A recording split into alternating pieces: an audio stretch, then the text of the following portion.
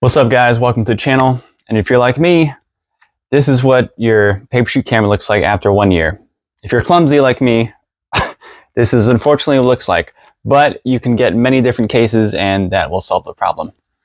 This is my little camera view of the PaperShoot camera. Don't mind the case. Again, it's a little scratched up, but I'm here to tell you everything I learned, the pros and cons, what I love about this thing, and why you might want to get it yourself. So the PaperShoot camera is kind of like an eco-friendly camera that's kind of like a problem to disposable cameras and film, whereas, you know, disposable camera, you take 24 shots, toss it aside, 24 shots, toss it aside, discard. Whereas this, you click, click, click, and it's still here. It's made out of paper. And the cool thing is when you get it, which I got it for Christmas last year, it comes in a nice little circuit board. You can kind of like build your own camera, put it together, assemble it, and then it's right here. And it's just a camera board and a case, SD card, which is not included. And it takes 2 AA batteries, rechargeable batteries. And that's pretty much it. It also has a room for different filters if you want to add different filters, which they have to purchase on their website. They have 4 different filters on the back, which is black and white, sepia, cool tones, and the regular picture taking mode. It's simple. You know, all you do is just point and shoot. You got this little button right here and indicators right here that the photo took, like, and that's it. Photo took. And if the indicator somehow is blinking on either side, if it's the right side, usually means the battery needs to be recharged. They recommend you recharge this thing 3 hours before you shoot. And if it's on the right side, it usually means there's something wrong with the SD card. Maybe your photos are maxed out on your SD card, or maybe your SD card, like myself, I dropped it, so the SD card got a little out of place. You just gotta plug it in, plug it back in. That's it. It's really easy to use. It's also like a wide angle lens, 28mm lens, and also at a f at 2.2. So that right there is the specs. They do have also additional lenses that you can add on for macro shots as well. I've only been shooting it just like this, and now I'm going to give you my pros and cons. The pros of this is it is so lightweight. It's pocketable. They have this thing, you know, I've seen on their website as well, where instead of having like a bulky camera, you just want something fun, quick, shoot. This thing, you know, something you don't have to think about too much, except for competition and all the other rules, but the camera settings, throw it out to the side. It's like a disposable camera without the eco waste, essentially. And it's also aesthetically pleasing.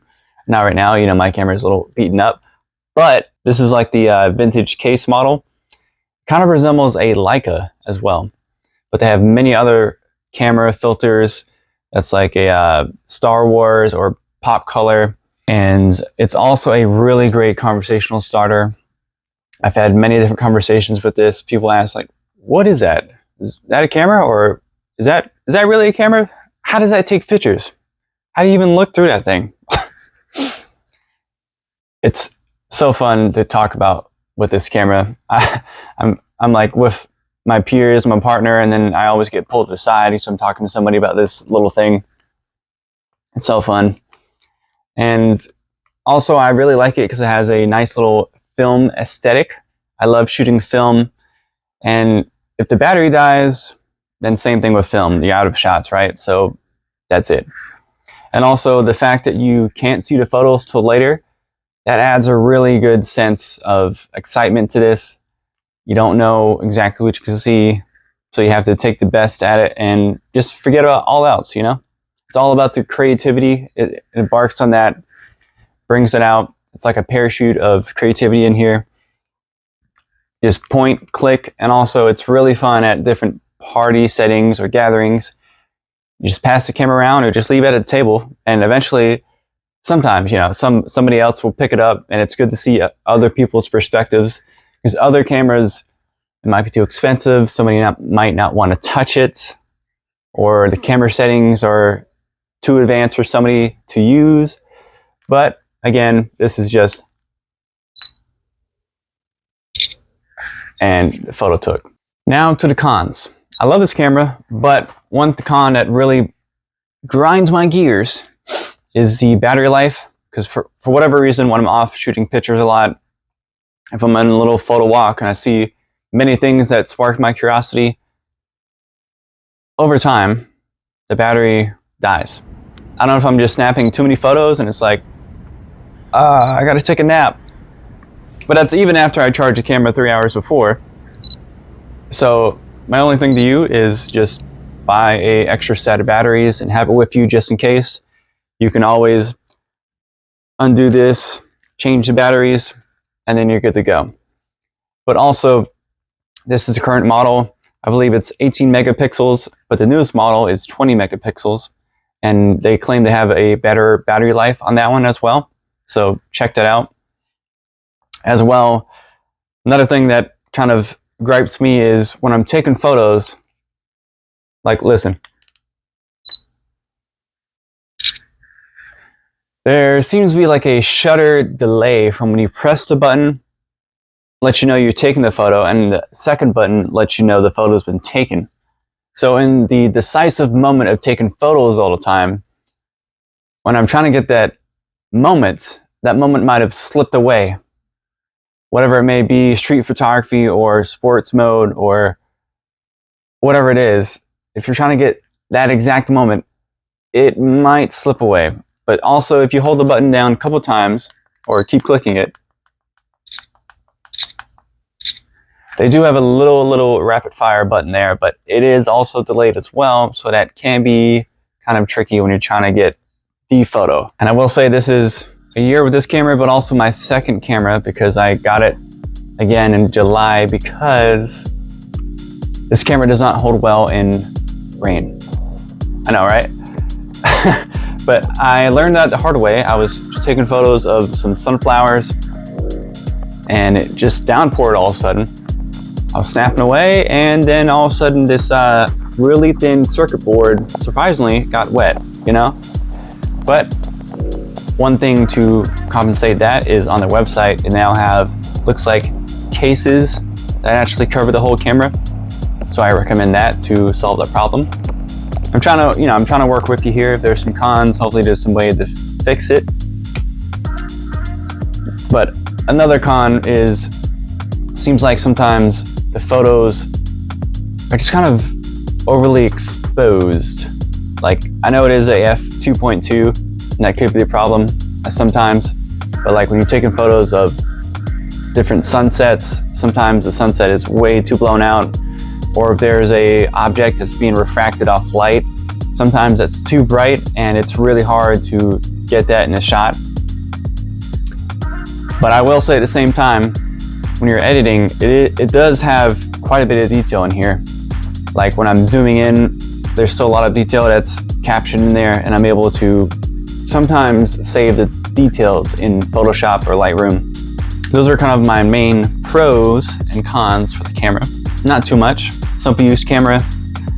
I really do love taking this out, and I always have it in my pocket just in case. And again, I don't have a case, so that could be why it's all scratched up as well. But other than that, I would love to show you guys some brief little highlights of this. This camera was in my pocket at the time I was seeing a movie, and all of a sudden the movie just so happened to have power outage. But nonetheless, I decided to have a sporadic little photo shoot. Wanted to test out the capability of the PaperShoot with super low light. Surprisingly, it handled low light better than I expected. And I really love the shot that my friend got of me in the light where there was only like a lamppost light. Came out really superb. Here's some of my favorite travel photos right here. It's really perfect for vacation. It's light, discreet, and makes everything feels like a memory. And it's really fun to have if you have like the cute little camera case on it. People will love to talk about it. And it's so fun and poppy.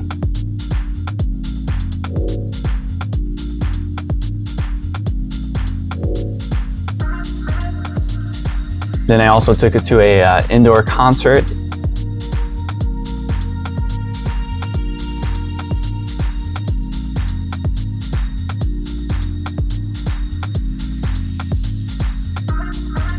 sunflower field, and it is amazing. It did start pouring, and I realized that rain is PaperShoot's worst enemy. Another time I had this was at a soccer game. It had a really nostalgic, punchy feel to it. If it's not daylight time, like, you know, fully lit, then a lot of the images were kind of like a motion blur in a sense, but it had a really cool vibe to it, if you will. Here are also the rest of my favorite highlights and photos with the PaperShoot.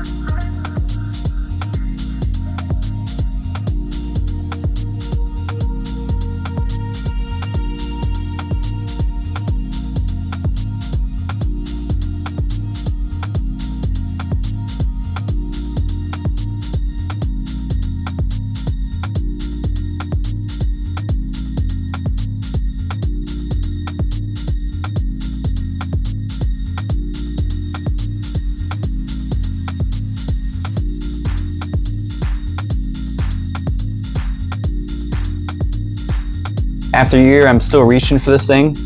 It's not for every situation, but when little moments I just want to capture the moment, get some little joy out of it, I'm going for a PaperShoot. Like the other day, I was at a little lunch on with my friends. I just started snapping, and then somebody else snapped, and it's cool to see their point of view as well.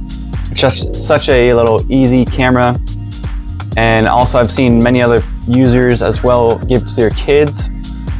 It's kid friendly as well. Just take it, hit it. So with all that being said, is the PaperShoot worth it? This camera right here, lastly, the cost, it comes at roughly about $158 US if you want a camera case just like this, kind of vintage. And it has a 20 megapixel, which is a higher addition to what their previous models were. And also they claim that it has better battery life. So take that with a grain of salt.